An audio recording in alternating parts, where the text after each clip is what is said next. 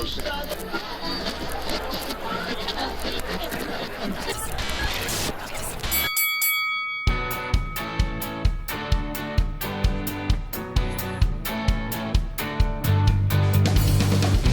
Friday, February 6th, 2015. I'm Jimmy Principe. And I'm Trent Comstock, putting your final orders because this is Tech's Last Call, episode 106. Your last call for Tech News of the Week tonight. Jimmy reclassifies Radio Shack as net negative, and I lose money betting on Twitter trolls.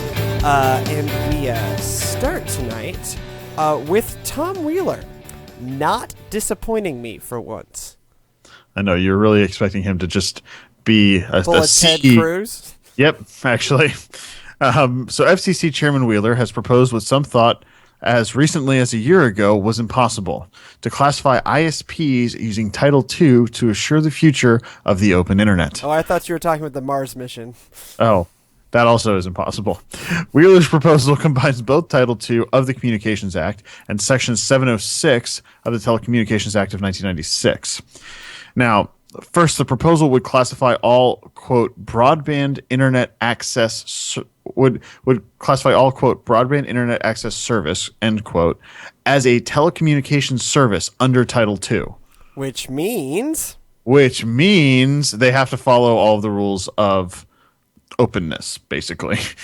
But then on top of that, he also adds that the proposal will use Section 706 to further defend the ability to guarantee an open internet, because, it also says they have to be open. And then in a new twist, the proposal references Title III of the Communications Act, which says that the rules would also apply to mobile carriers. Yep. So all of this is to say that the FCC's proposal would not allow blocking, throttling. None of it did. So blocking, none of anything that was talked about allowed blocking. Right.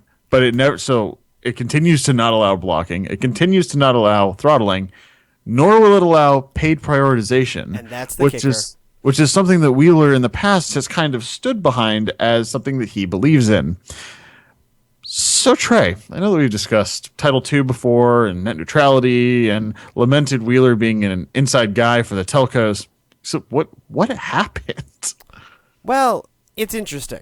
You could pitch this, and I would like to, as all of the public outcry, all of the conversation, all of the comments left in the FCC made a difference, and that, in a very Mr. Smith Goes to Washington, democracy really happened here. Or... and this is probably more likely, there are two sets of lobbyists involved in this fight. There is the lobbyist on behalf of the telcos, and there's the lobbyist on the behalf of Apple, Google, Facebook, Amazon-ish, Netflix, all of this. So, for instance, the world's biggest, most valuable company, and 3 in the top 10 were on the side of net neutrality. On the side of do this thing that you're now doing. They can also afford very good lobbyists. So, while I don't want us to feel too good about the system, because you should never walk away from any political interaction feeling good about the system. I have a degree in this. This is not an uneducated opinion. This is from a very careful study at the College of William and Mary into politics for 4 years, as well as being a student of the game thereafter. You should never feel good about this, but take a victory when you can get it. Now, I want to say 2 things. One, they have so dismantled Title. They've offered so many different exemptions that it's barely Title II, but it does give you the part of Title II you actually want, which is the no paid prioritization. They are being classified as a common carrier, as a telecommunication service. 2, this isn't the end. So, the FCC will vote on this on February 26th, assuming it passes, which I think it will. Then the lawsuits begin. Also, there's legislation going through Congress right now that would essentially do this same thing. No blocking, no throttling, no paid prioritization, but remove the FCC's authority to classify them as a telecommunications service. Now, Obama has pledged to veto this, and the Republican majority in the House and the Senate isn't veto-proof, so probably that law is going to go nowhere. But one of the theories that's been floating around is that what Wheeler's really doing is, since this is such a hodgepodge of things that are justifying this, that what he's really saying is, hey, next president and next Congress, which is only 2 years from now, you need a new law. This is a patch at best, and we are going to be defending this in lawsuits until the cows come home.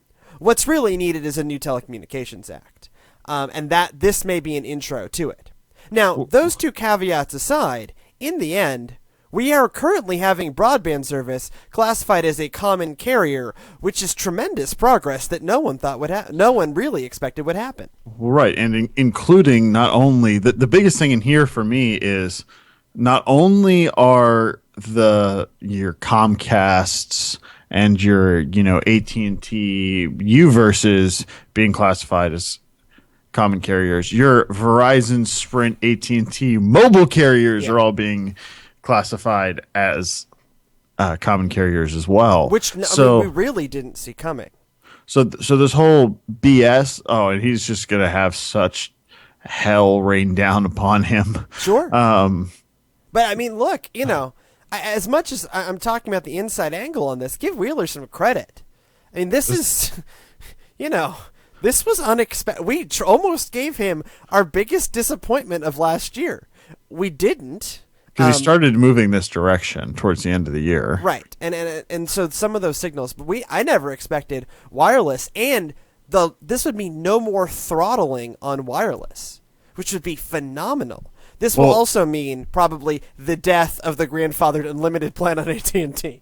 Well, not only that thing's dead. It'll also mean that and a lot of companies have had to sign that they have to follow net neutrality already, such as Verizon because of purchase of federal spectrum. And Comcast because of purchase of NBC Universal. Right. So a lot of people are already operating under these limits, but things like charging you to use tethering. Yep, that's out. Is going to be out. Charging you to use a wireless hotspot. That's out. Again, assuming all of these things stay in place. Which will be fascinating to watch. Yeah, it's not going to stay in place. Like, so I not in this full form. I don't know. The court. Keep in mind where this is all coming from. The court said you have authority to enforce net neutrality, but you have to do it under Title II.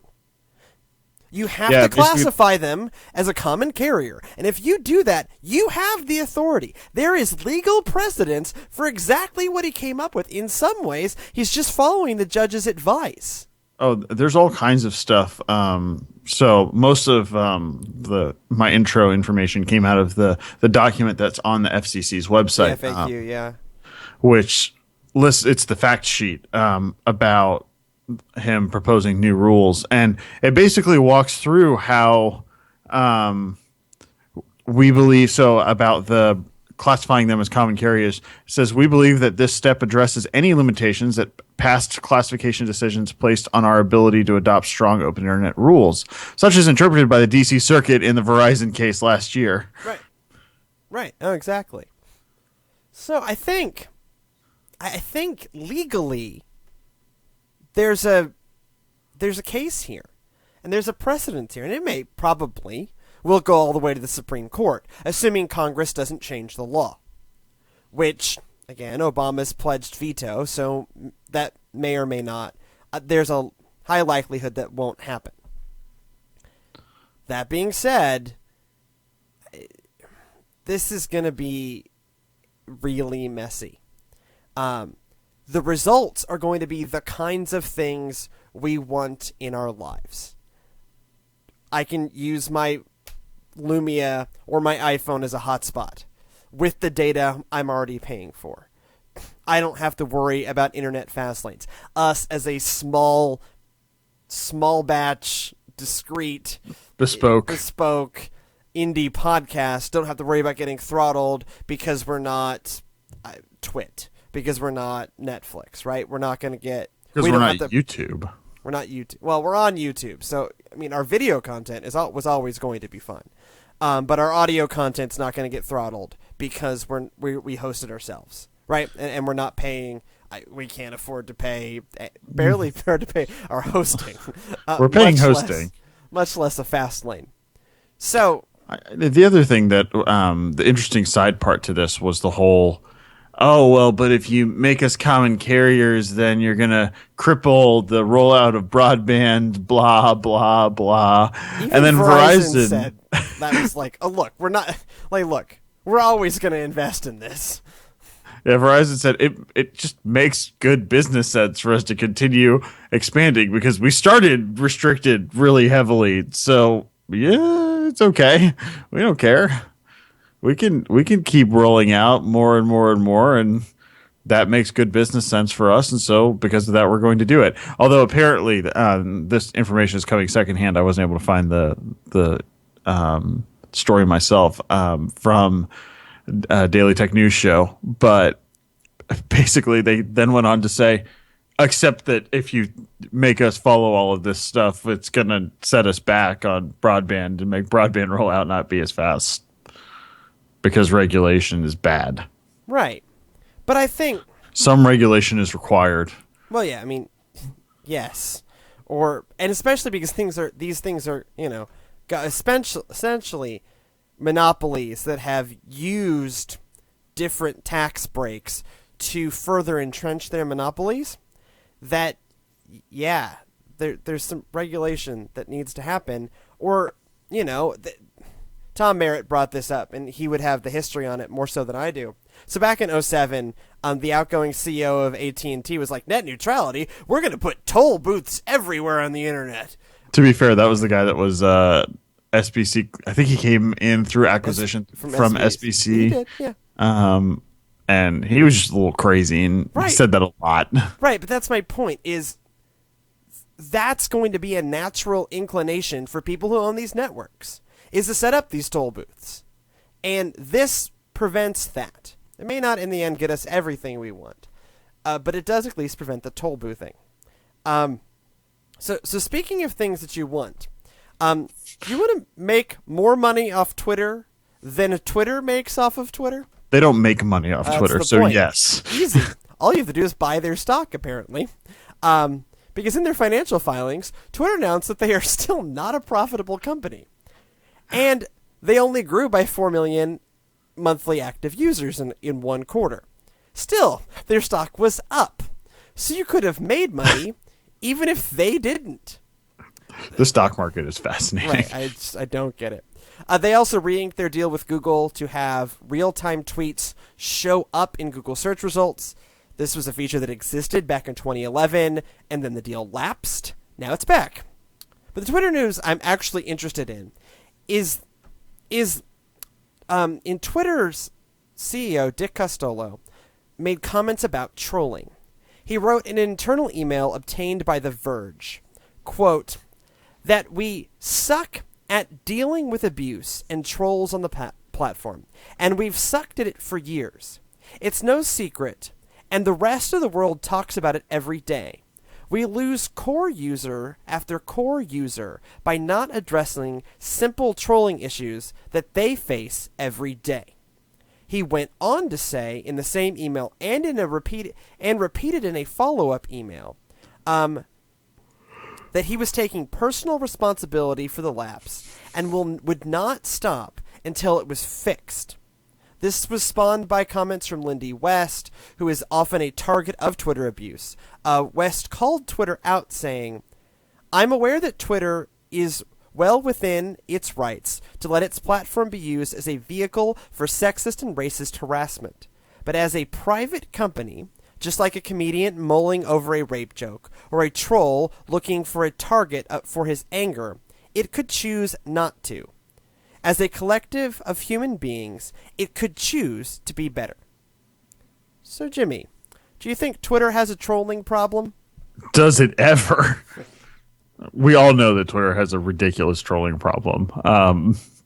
It has ever since its inception and has not really ever done anything to address it. No, no, they Not haven't. not even a little bit.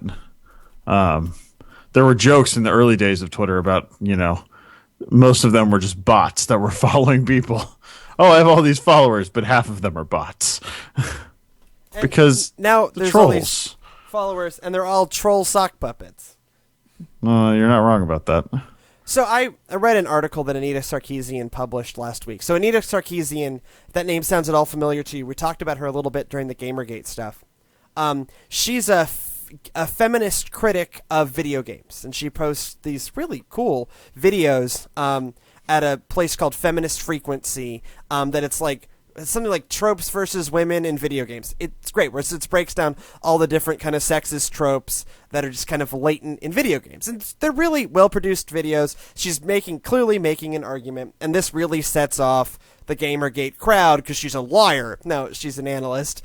She's robbing people. No, she had a successful Kickstarter where she raised like $100,000 to make these videos, but it's expensive to make art. Trust me, it's expensive to make art. And so I could totally see how, to support herself and a business partner and license, it gets expensive. $100,000 does not sound unreasonable for the quality of the video she's producing. But she gets like constant, terrible Twitter harassment. And so she published an article last week that was 1 week in abuse of Anita Sarkeesian on Twitter. Of all the abuse she received. It probably took me 30... I read all of them aloud to Sydney in our living room. Because that's romantic. But it probably took me half an hour to read all these aloud. I mean, it's remarkable the amount of abuse and the types of abuse that she received. And there's really... I mean, Twitter did, back in December, did make it slightly easier to report trolls. This was months after Gamergate had started, which is mostly based on Twitter abuse. It's easier to get abuse blocked on YouTube than it is on Twitter, it feels like sometimes. And, I mean, they have a very big abuse problem. And it doesn't seem that hard to fix it because other services do, right? Oh, all kinds of services. Facebook, what's Google. Well, a lot of services have done the real name to help address that. I don't think that. I mean, that ends up actually like hurting transvestites, and that ends up hurting different groups. The spillover effects of real name. This is the internet in the end. There are dumb shoutcasters that go solely by their shoutcasting handle. Part of what makes watching Dota coverage ridiculous, because it's like, and now Squiggy Gene 7 on the mic. It's like, really? He has a name. His mother did not name him Squiggy Gene 7, and if she did, that's probably child abuse. He's named Fred. Show title. His name is Fred. But anyways, you were saying real names. Well, but that's been the large attempt to solve this problem, is that theoretically, if people are, having their real name posted on the internet with the things that they're saying, you're not going to eliminate, but you're going to lessen the number of trolls, because the number or the severity of what they'll say. Because when you're faced with a real name being on the internet, then you're less likely to do that, especially with things like Facebook and Google following us around the internet and being logged in all the time. Yeah, I mean, that's part of it. But I mean, I think some of it is also the speed with which you can create accounts on Twitter, that it's just, you get someone blocked and it's almost trivial to get them back, to get back on and just refollow. I think some of it is the nature of the medium, right? So that, and especially, for a public figure, you're accessible. Now, on the upside, and I'm accounting Lindy West and Anita Sarkeesian as public figures this discussion. In this discussion, they do. In certain circles, they are. I think under the standards of print journalism, they would even still. Certainly Anita Sarkeesian would. So yeah, they're public figures. The joy and the sorrow of Twitter is these public figures are very accessible. So if I wanted to initiate a conversation with Anita Sarkeesian, I could. I follow her, so all I would have to do is @reply her. And she would see what I wrote. And it's a totally publicly known thing. I don't know what her email is. I mean, she's been doxxed so many times, I could probably find it. But that's not the point. You publish what your Twitter handle is. And so it's this public comment box for anyone who's a public figure.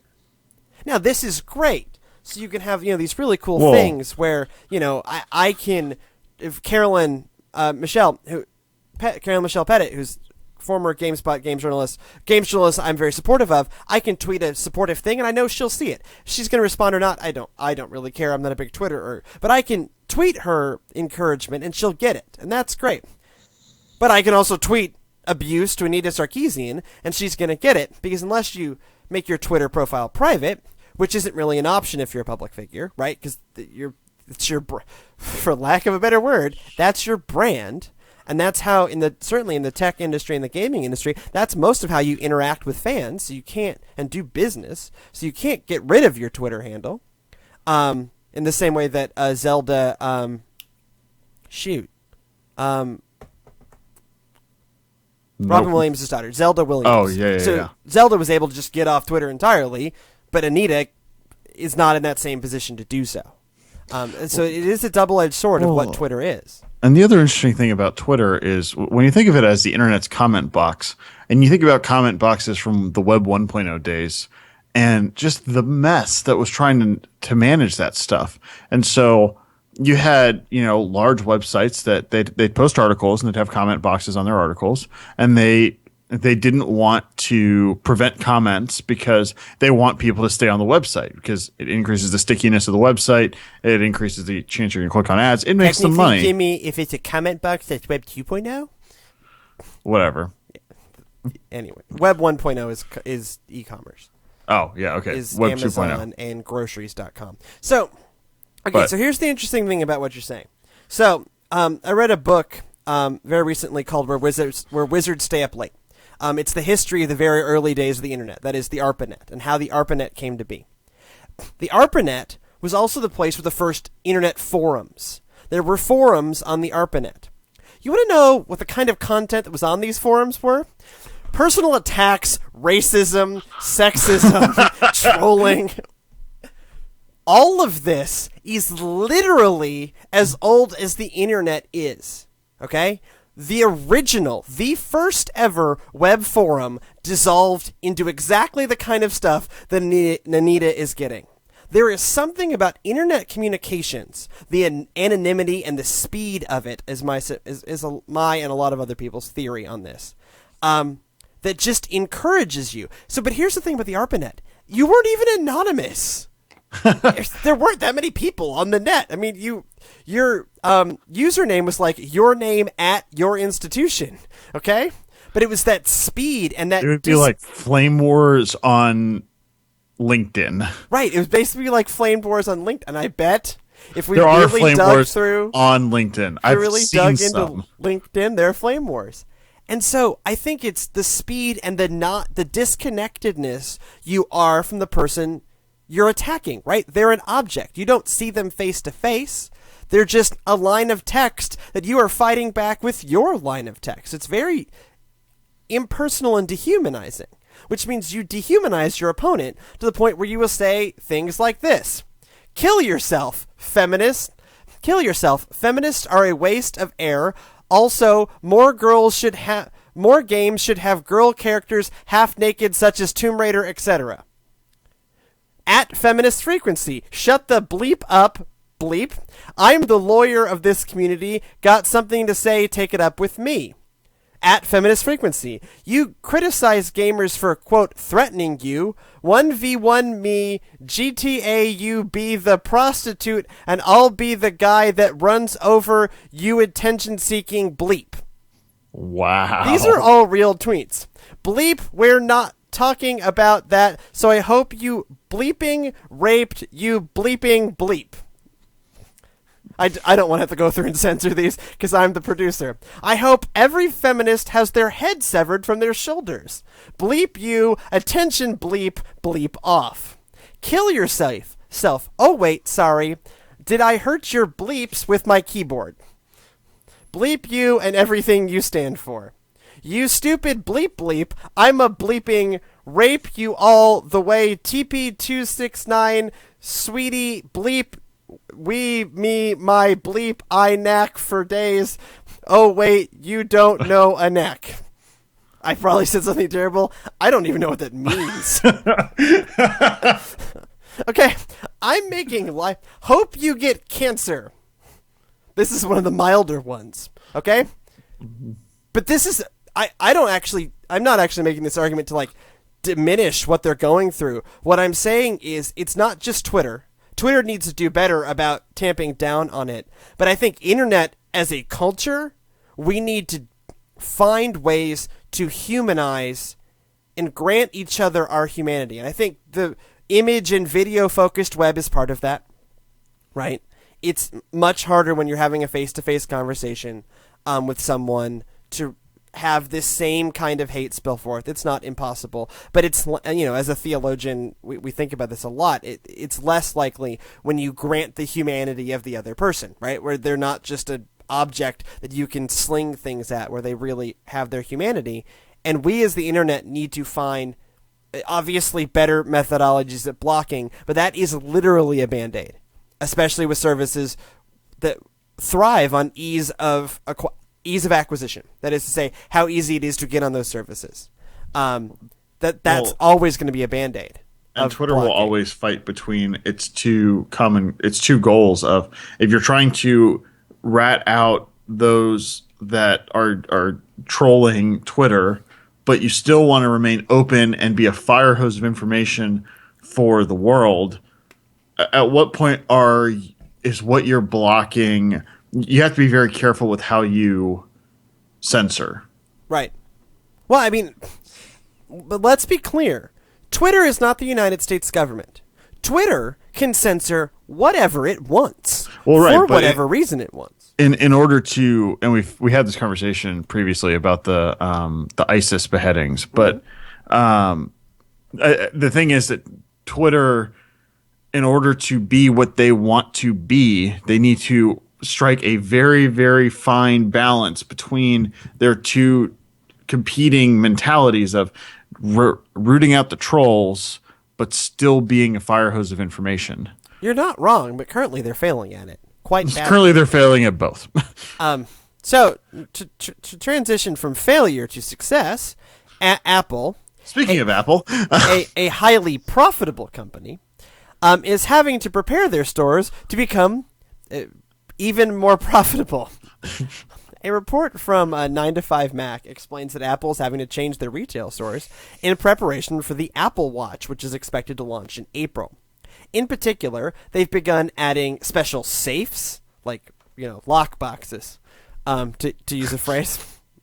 I've heard of these things. With built-in Apple Watch charging stations. Yeah, the MagSafe chargers, right? Right, with the MagSafe's chargers, to house their stock of gold Apple Watches, as well as the gold demo models that they'll have out on the floor when the store's not open. So all of the Apple stores are getting these safes.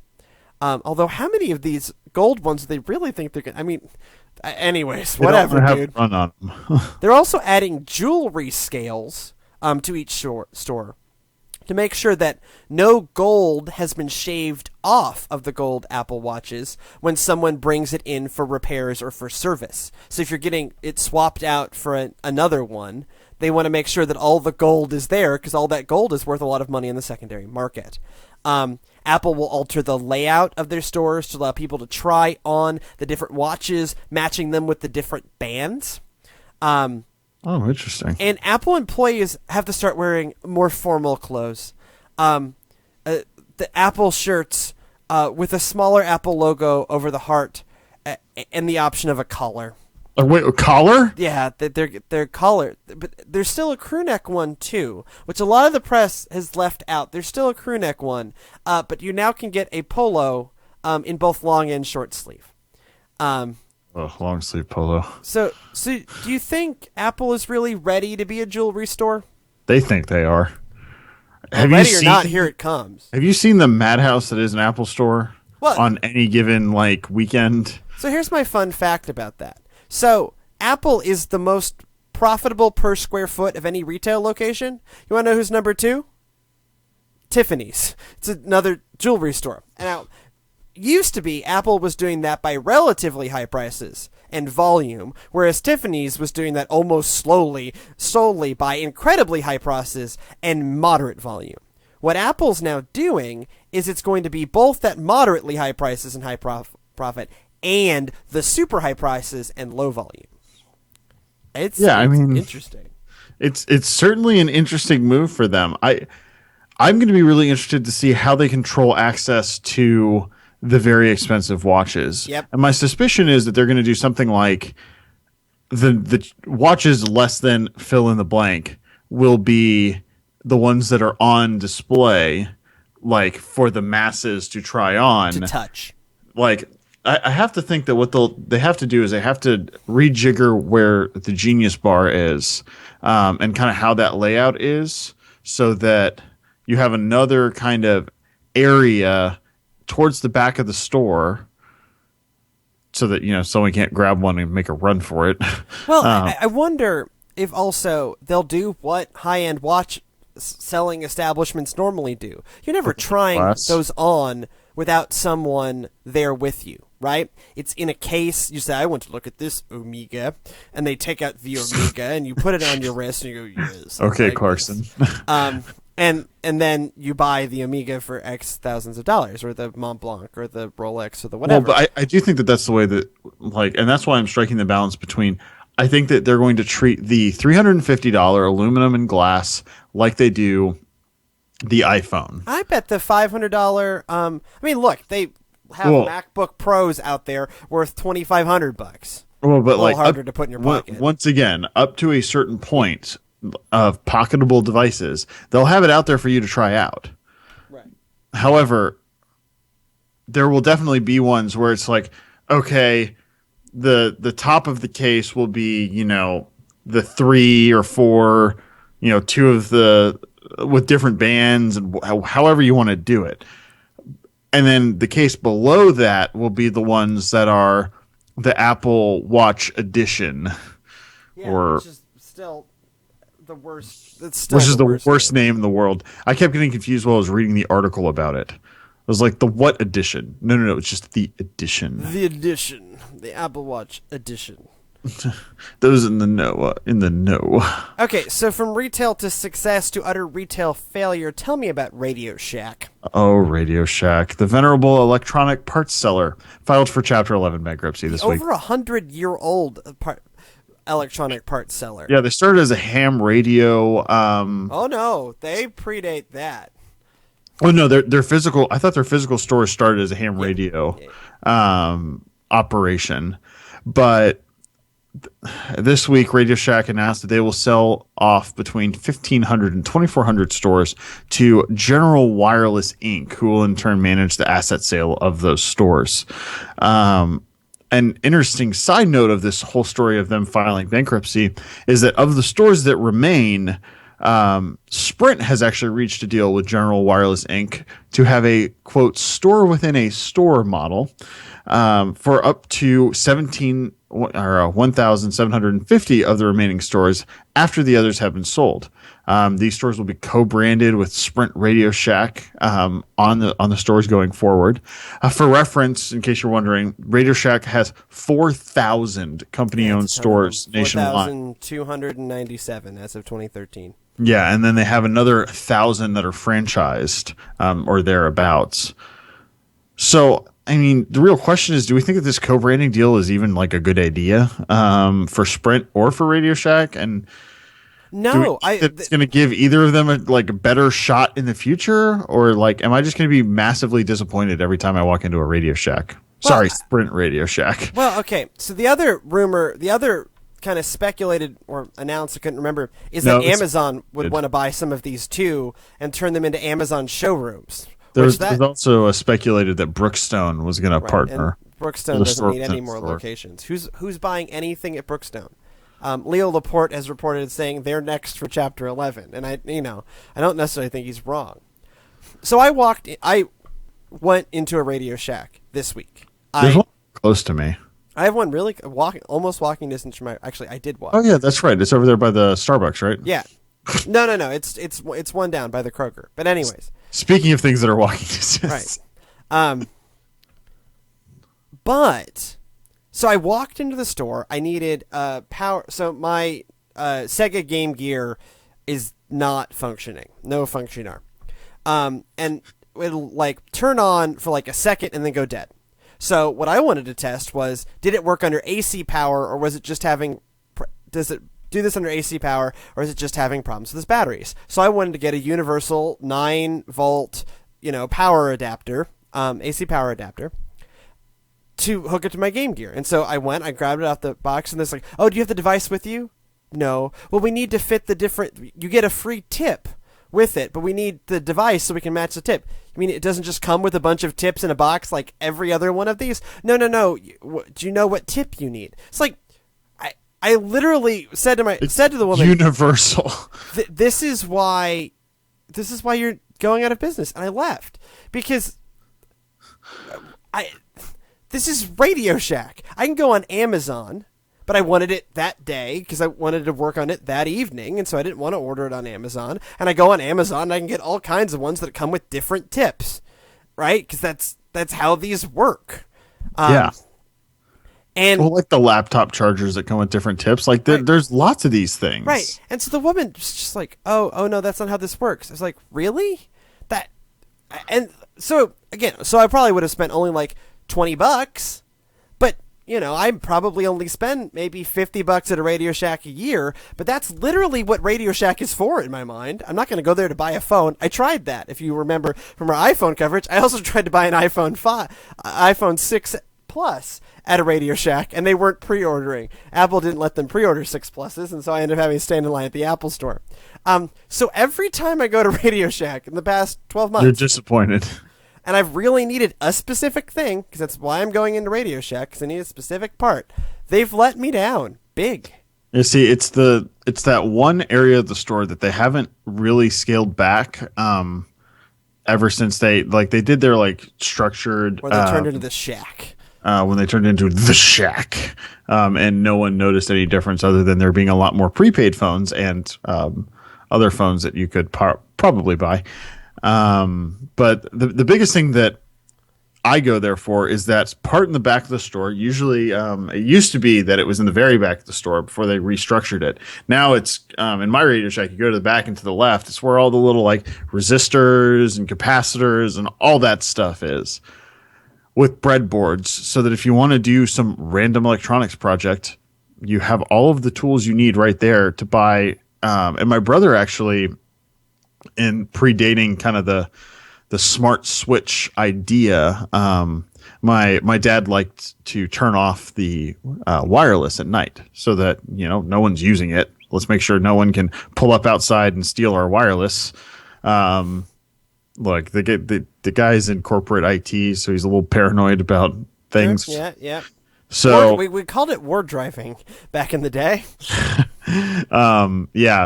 Specifically you is who he was protecting against. Yep, you should have always been protecting against me. So my brother built him a switch, and he bought all of the parts for it at Radio Shack that would bring the AC power in, and then he built a little box for it, and all it did was he flipped the switch and it cut the power. but he built the backside of it from Radio Shack. Well, I mean, all of that stuff because it has all the random stuff there. And it had little... it had a little light too. That was the thing that he had to build. Was there was a light on the top that would tell you whether it was on or off. Right, and there was all kinds of the little assemble your own circuitry stuff. Some more aimed at kids, some more aimed at normal people. There's still the little rack with all the connectors and all the different light bulbs. All that stuff was there. Battery holders. If you need a battery holder, that's the place to go. You're not going to find it anywhere else. Right. But the reality is at this point, Amazon and Newegg are not only in some ways more convenient, They're actually getting me closer to what I actually want. So Radio Shack becomes like Best Buy, where it's only if I desperately need something right now. And or desperately want something right now. And even in that role, they failed me. So at this point, let them go. Like, I'm sorry. I have been a proponent of Radio Shack because I love, I have very fond memories when I actually needed them more often. But if they can't perform these basic tasks and give me quality products that I want, that I need, they're a dead business. And that used to be their value proposition, was that they had good stuff and they didn't all the little crap was all really cheap. And then they had some more premium things. I mean, it's where I actually got my first antenna at the Radio Shack. At one point, you could buy TVs there.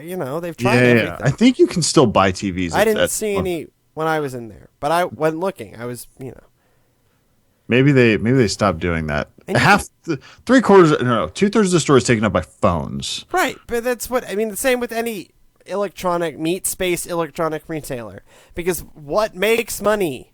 Phones. Right? Best Buy is not making its money selling NVIDIA graphics cards.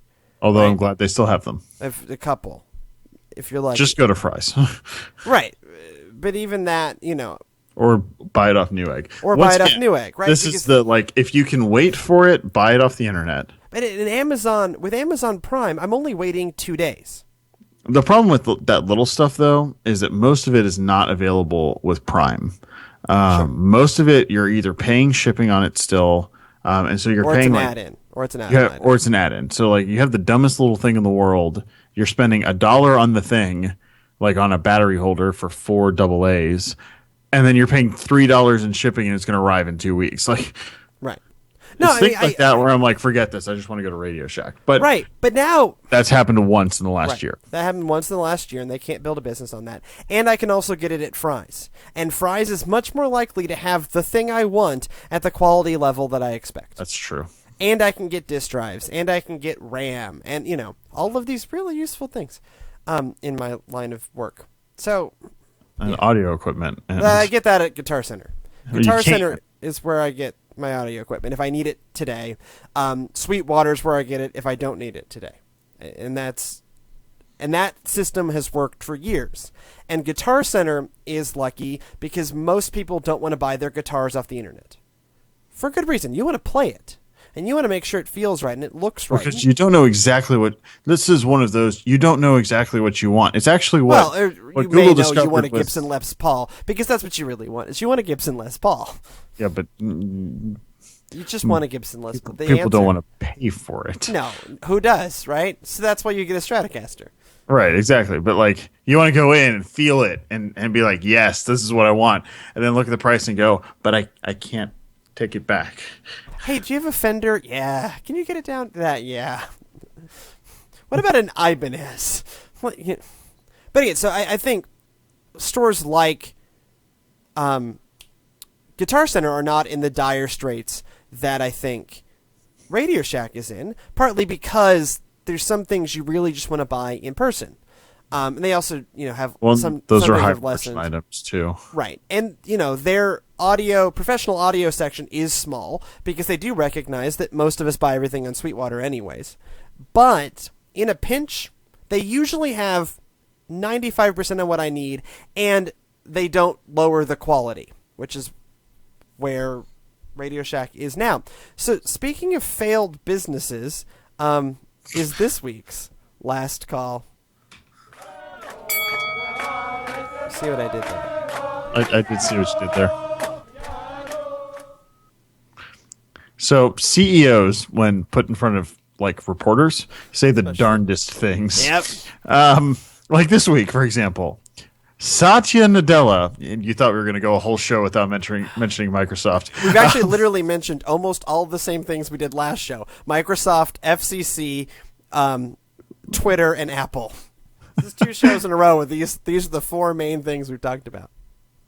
So anyway, Satya Nadella had an interview with ABC News and predicted he was asked to what thing that we use every day is going to be obsolete in 10 years. iPads. Also true, but he just like without even thinking, just threw out there fountain pen. Pants. What? No, fountain pen, not fountain pants. Well, I don't know if fountain pens specifically. Yes, He said fountain pen, they're but a he huge gestured at the reporter's pen, which was like a uniball. One of these. There's a uniball. that is not a fountain pen. Not I know a fountain pens, and that's not a fountain pen. I mean, I can identify what type of pen it is. He was also asked things like, "How much does he sleep?" 8 hours. For those that are wondering. Yeah. When he wakes up, 7 a.m. Not p.m. He had to specify that with the reporter. Do you know what time Tim Cook wakes up? 4 Never. a.m. 4 a.m.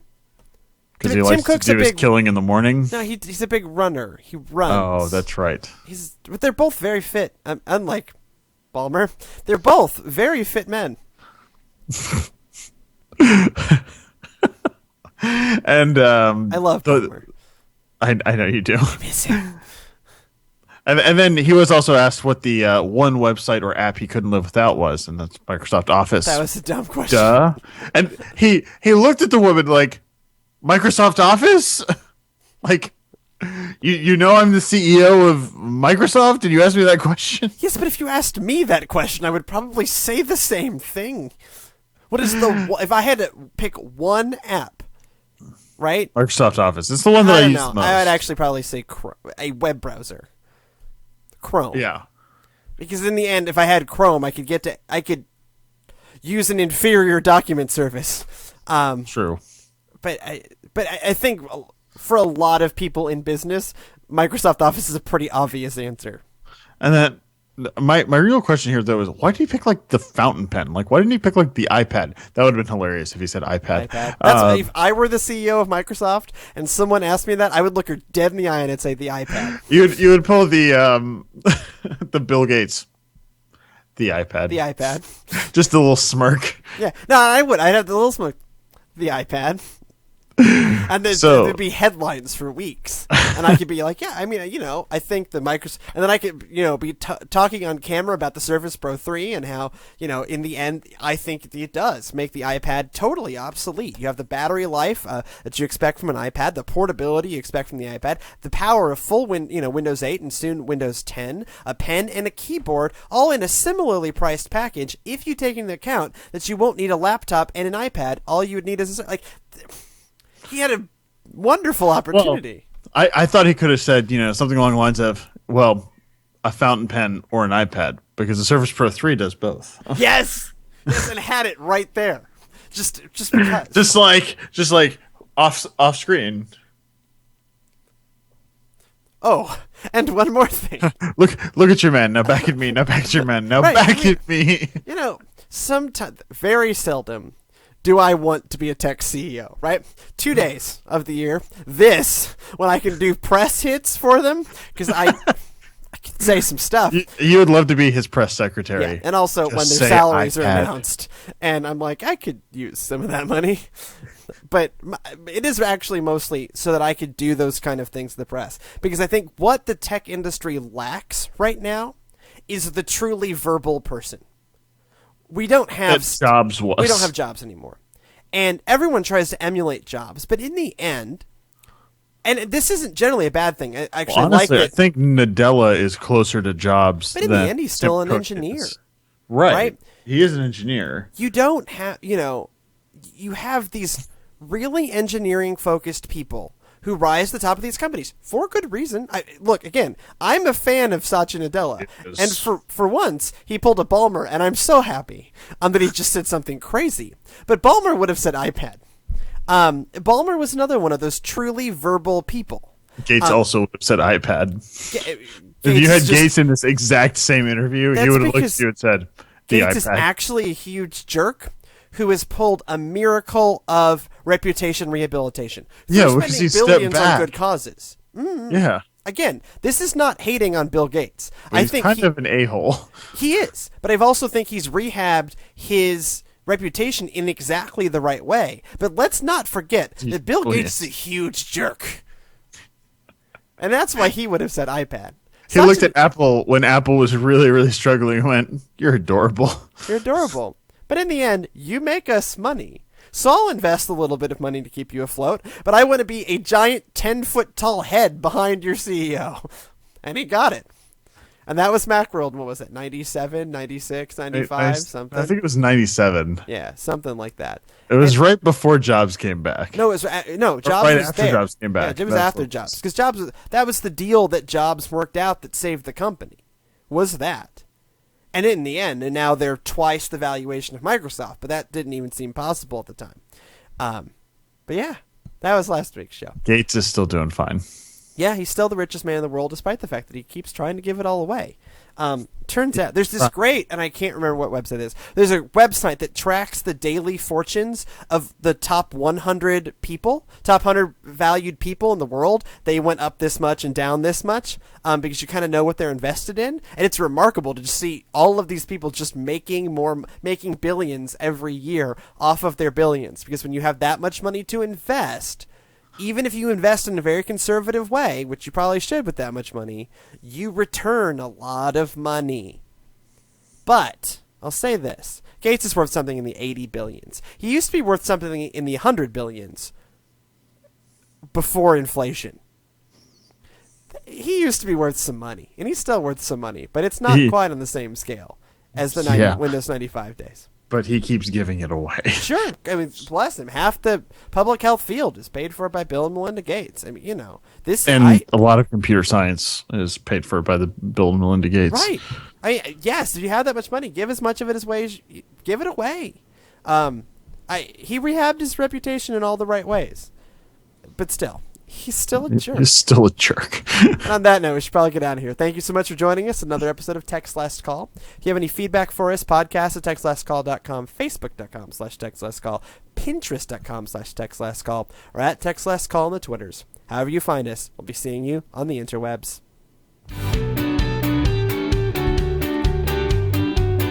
So the show title is His Mother Didn't Name Him That.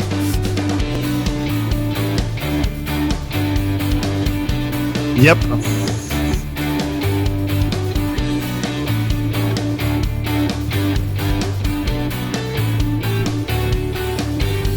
Fantastic. Couldn't be it.